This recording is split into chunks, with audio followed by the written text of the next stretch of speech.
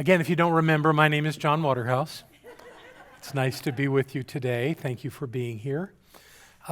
Next weekend is Memorial Day weekend, and I will not be here for that, but I didn't want to miss the opportunity to share some ideas that I think are very relevant in our lives.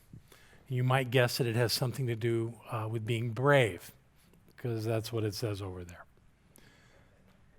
Now, the whole idea of Memorial Day is to not honor anybody who can be with us, but to honor the memory of those who have given their lives in support of this country, and one could argue every country, with giving their lives so that we can have the life that we want, that we choose. That's a big thing. It really is. Most people relate it to the military, but a lot of people say that that should include law enforcement officers and firefighters who give their lives. And that's a really good idea, and that's fine and wonderful. In fact, it was our Dean of Practitioners, Francis Leahy. I know you all don't remember Francis, but he was this very powerful presence that would get up on stage with a boisterous voice and do his spiritual mind treatments to us. And one line, especially around Veterans Day and Memorial Day, when he would do the spiritual mind treatment, he would say in that treatment that we are the land of the free because of the brave. Beautiful thought. But if these people who have been so giving to our nation, to the world with their lives, we must be able to take something other than gratitude from that experience. And I believe that the thing that we take from it is recognizing that bravery is not only for those people, and not only for people who show great courage in difficult situations, but for all of us. For all of us to live our lives bravely and to move forward through our lives with that sense that we can do whatever is before us. So I've been looking at that this week, and as I do, I've come up with a list of ideas on how we can be brave. But I want to start with this, just so you get how Ernest Holmes feels about this. This is on page 423 of the Science of Mind text. It's called The Final Conclusion. And this is what he writes. In conclusion, what the world needs is spiritual conviction, followed by spiritual experience. I would rather see a student of this science prove its principle than to have him repeat all the words of wisdom that have ever been uttered. It is far easier to teach the truth than it is to practice it. Why would that be? Why would it be harder? Well, because it requires bravery. It requires that you be vulnerable. It requires that you do things that you'd rather not do. Because if we're going to stay the same way we've always been, we're not going to get any new results. We're only going to get the old results. Holmes was very clear about that. To prove this principle requires bravery. So we're going to explore that today with my list, as we do, of 8 things. Of 8 things that I believe we can all do to demonstrate being brave. And the first of those is to understand that bravery requires fear. If you're never afraid, why would you need to be brave? And anybody that thinks that they live a fearless life, I think has some serious mental issues. Really, fear is a normal, natural emotion. It comes up in all of us. Now, what we do with it has everything to do with this idea of being brave. But initially, something comes up and like, I don't know what to do. I don't know how to make this work. I don't know how to get where I think I want to go. And that's an important piece of the puzzle, is to recognize that we have fear. But then, not to succumb to the fear. Not to go, well, that's it, I'm done. Like most people do. You know, why haven't you moved forward with your life? Well, I'm afraid. Perfectly natural. What do you do with that? Well, the brave person says, we're going to hear that and go, thank you, because it's really ego that's speaking. It's our ego that thinks somehow we could be hurt or diminished by having fear, by having some obstacle before us. And the ego brings up fear. And the right thing to do with that is to say, I hear you. I get it. Okay. There's some fear here. And I think I'm going to move forward on this anyway. And if we're able to do that, we at least have a shot at it. If we don't, if we buy into the fear and do what our ego wants, we're going to settle for something quite a bit less. So this is moving into a different way of being. That's the first step. Getting that fear's okay, but we don't have to give into it. Now, the next element of all this that I believe exists is that every fear is based on unknowns. If you knew how it was going to turn out, what would you be afraid of? What would be the problem?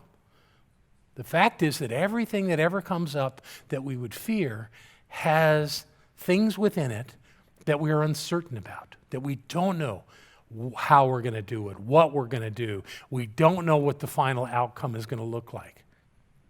And everybody has that. Anybody here want to say they don't have that? No, we all have that. We don't know. And that brings up our fear.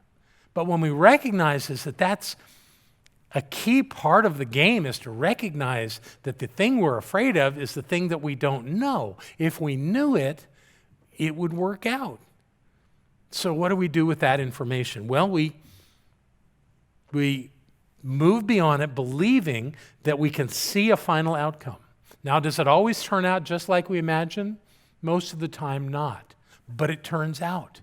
And the best thing that we can do is imagine the way it's going to finally result in our lives, and not get caught up in too much of the step-by-step to the point where we think we have to micromanage everything. The big work that we do is seeing the end result, being clear about the end result, and being open to it looking a little different when we get there, but being okay with that and letting it unfold. None of us create our lives alone. We're in an absolute partnership with the universe. And when we can see that final outcome, when we can know that that's what we're calling forth into our lives, something close to that's going to show up, one way or another.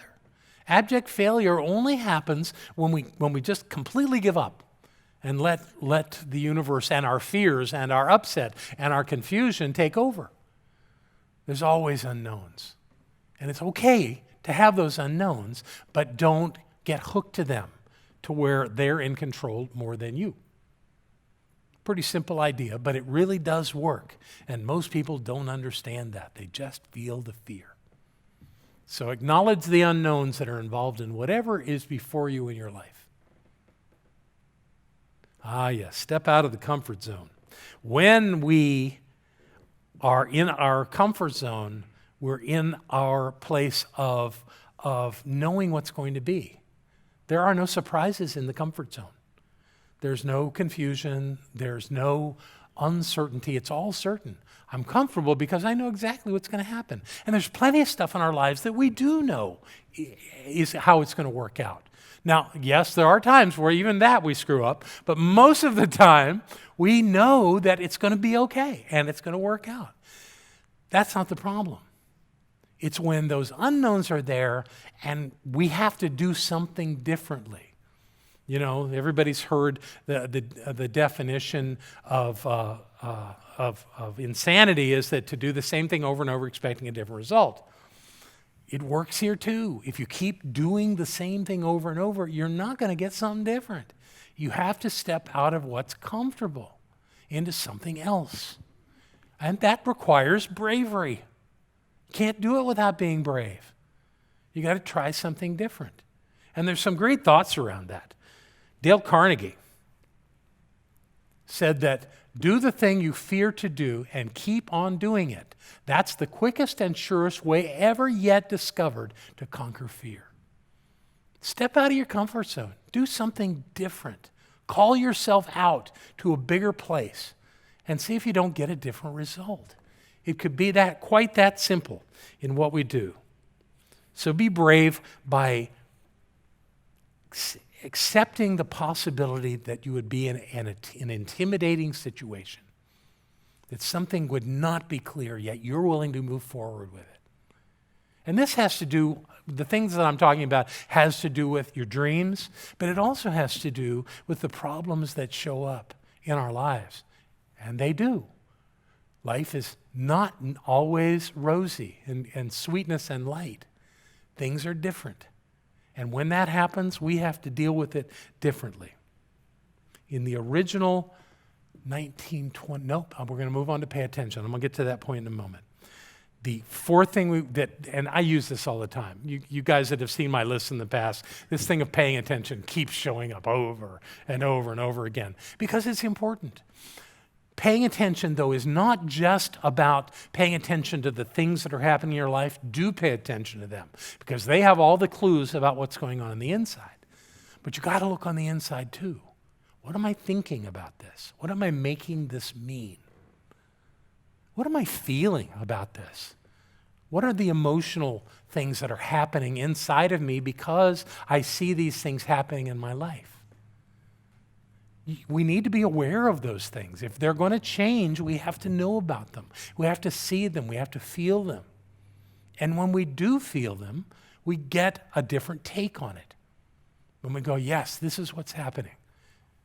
And you address that by overcoming it, by simply being brave enough to say, that's not the truth of me.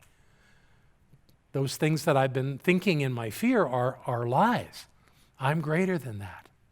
And we'll get to that part here in a little while. Paying attention is incredibly important. And it helps us to keep a compass on what we're doing in our lives. That's important. We're in charge. As I've often said, we're the captains of our own ship. We're the ones that determine our destiny. It's not happening to us. Life is happening through us. So everything you see out there is stuff that you've created.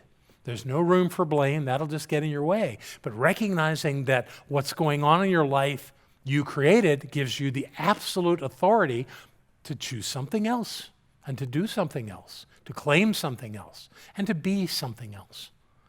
And that's all important to the mix here. That's what the value of paying attention is.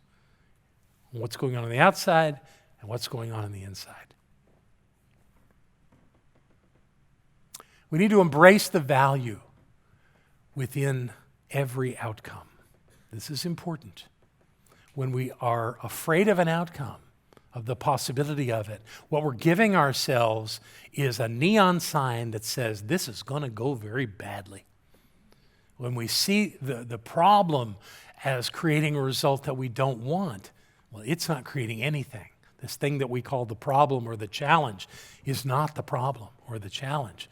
The thing is, what are you doing with it? Every challenge in our lives is calling us to remember who we are. And when we remember who we are truly at the highest and most absolute level, there's nothing bigger than us.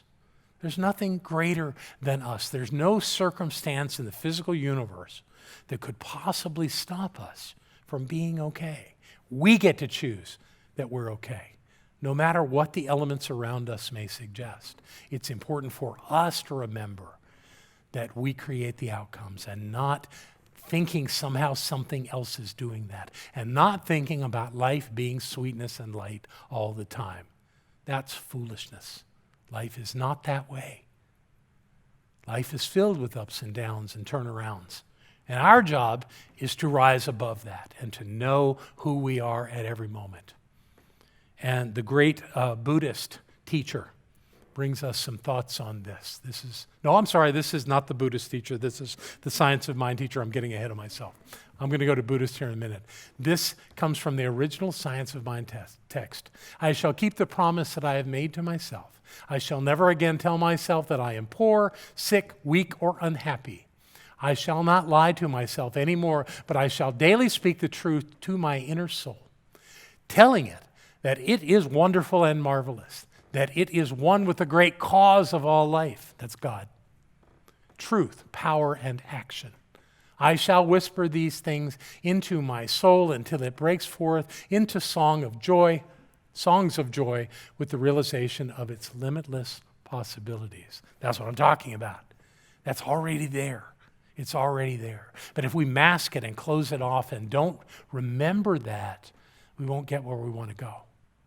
We have to know who we are. That's the way to be okay with the outcomes in our lives. Because whatever outcome comes, something else can come as well.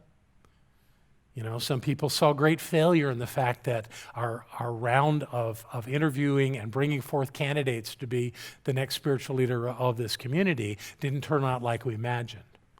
They think that was a failure, that we lost, that something was wrong. Nothing was wrong. It was our perfect path. We're finding this in perfect time, under the perfect circumstances in every way. It's all good. Now, how's it going to turn out? It's going to turn out great. It's okay. It's just not going to happen along the trajectory that we imagined. Something greater is happening. We're going to let that happen. We're going to make that happen. We're going to bring that forth collectively.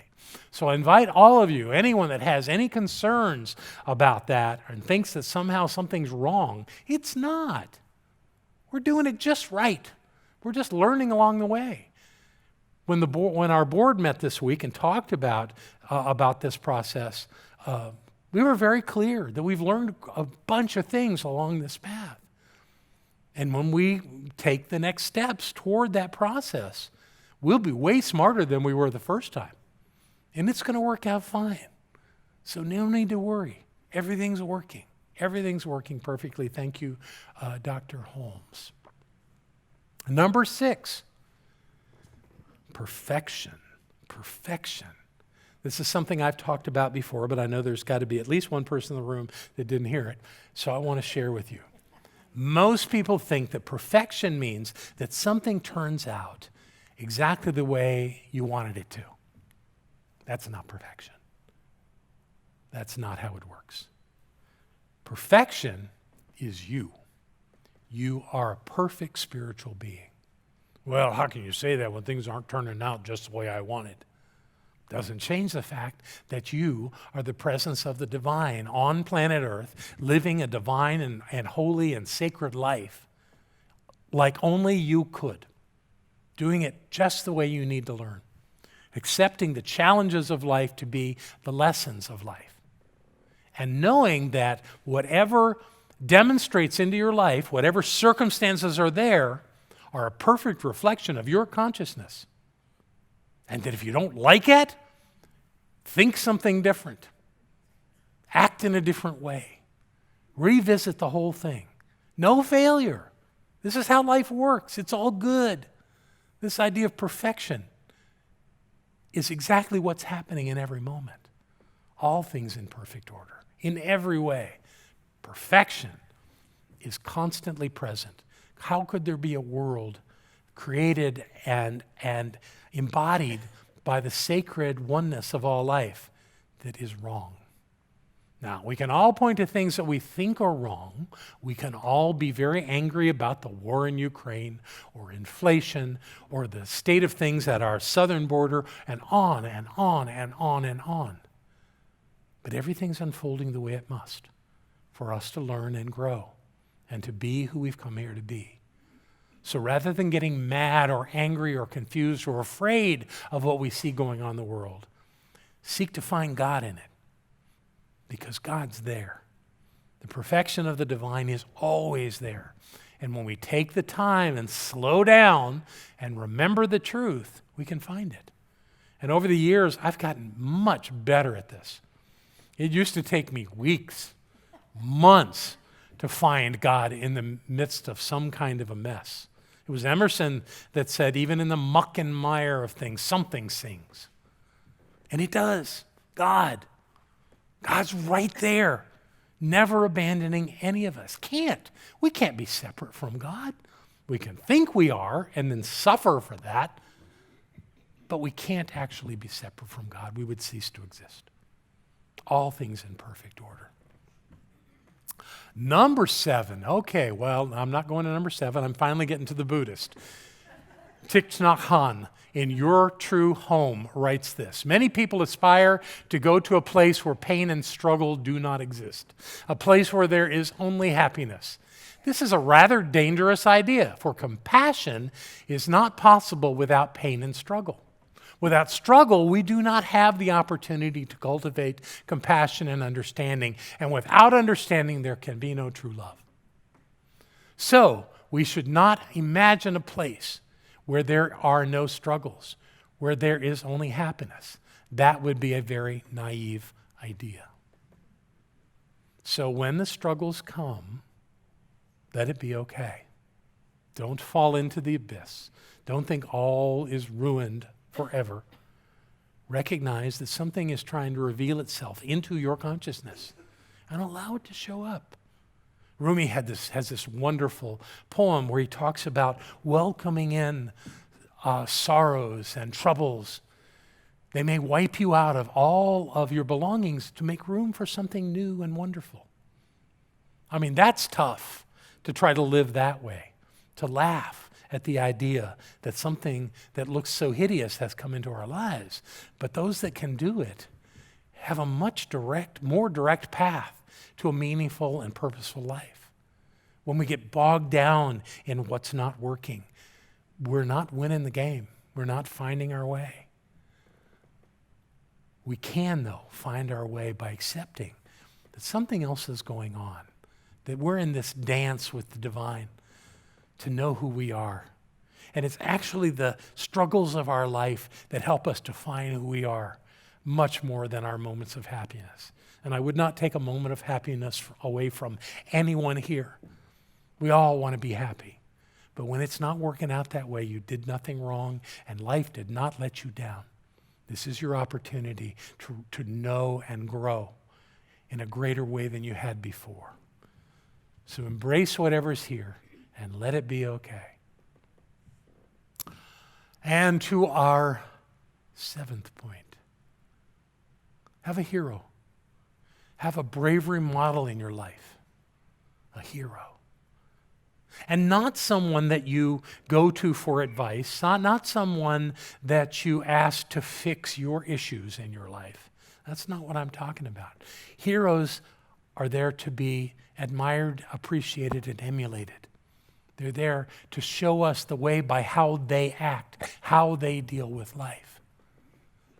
And all of us could use someone in our life that is brave, that we can look at them and go, look how they deal with that. Look how they open up in these difficult circumstances. Look how focused they are, how clear they are. We all need someone like that to shine a light on our way without burdening them with our stuff, because nobody can change our stuff but us. I have a hero. She's sitting on the front row here. Barbara Waterhouse, Dr. Barbara Waterhouse, is the greatest hero of my life. And I want to give you some examples of where she has demonstrated bravery beyond my wildest imagination. The first one, she was 9 years old. She was in a Methodist church Sunday school. And her teacher said that there are biblical references that says that black people are inferior. She stood up to that teacher and told him he was absolutely wrong. That is not true. To the point where the teacher left the room crying. Barbara never had to go back to that class. She was reassigned to the work with the children in the nursery. So she didn't have to listen to that nonsense anymore. Now, when we got back into ministry, we joined an organization called the United Church of Religious Science. It's not called that anymore. But one of the events of the United Church of Religious Science was to go to a place called Asilomar, a beautiful conference ground in Northern California. And people would come from all over the world to meet there. A lot of ministers would come, but others came too. Lots of practitioners, lots of members of communities. And we would have this glorious week of celebration and enjoying life.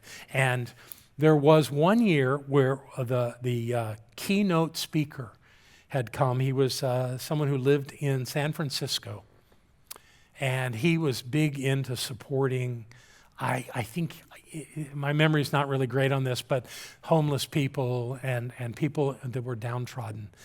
And when he met with the ministers, and we're in a room, a sea of ministers, he got up and pretty much dissed us all and said this idea that you're to be prosperous is nonsense. You're teaching this all wrong. You're doing this all wrong. And in this sea of ministers, everyone sat silently. I was there. I sat silently. Now, I was conflicted by what this guy was saying, and I'm sure many of my colleagues were. But none of us demonstrated any form of bravery in that moment, except Barbara Waterhouse. We were sitting on the second row, and I was actually sitting on the third row. I was behind her. And she stood up, and she looked at the speaker, and he looked at her, and she said, "You're wrong. That's not true. We are teaching the principles of science of mind, and we're doing it well." He didn't like hearing that. So he came over and got right in her face. And spittle's flying, and he's just as angry as anything and telling her she's wrong. And she stood toe-to-toe with that man and did not back down. And when that was over, and we sat down, and he went back up to the front, I tapped on her shoulder, and I said, "Let's go for a walk." I think I needed the walk more than she did. And we walked around, and then at the end, we came back in. It completed, and that night, that was our keynote speaker. It was quite fascinating because his thunderous approach was suddenly gone. He was contrite. And in his message to us that night, he talked about the challenges of being a gay man and how his father had treated him through all of that. I don't think that was his intention initially, but it's what Barbara brought up in him in a way that created a healing. It was amazing. And there was nobody else in all the uppity ups and the well-known leaders throughout our movement that was willing to stand up to this man, except Barbara Waterhouse.